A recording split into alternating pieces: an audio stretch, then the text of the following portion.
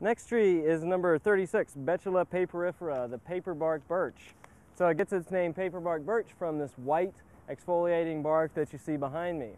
Here in the Pacific Northwest we see a lot of Betula pendula, which are European white birch planted. Excuse me.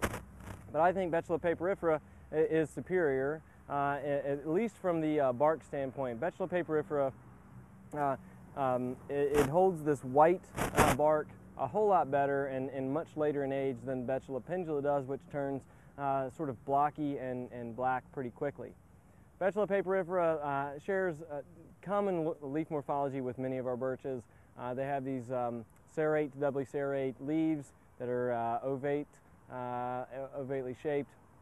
They're alternately arranged, and you do tend to get a sort of a twiggy, almost deciduous twig sort of habit where they do drop some of the twigs. So very thin branchlets, particularly out towards the tips. Betula papyrifera, like many species and genera in Betulaceae, it is monoecious.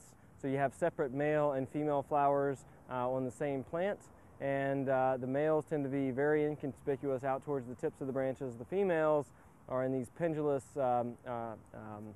nutlets in the case of birches.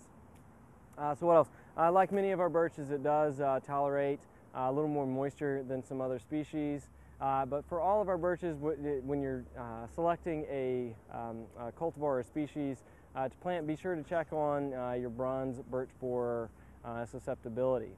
Okay, so that is Betula papyrifera, primarily going to be grown for soil adaptability and this white exfoliating bark.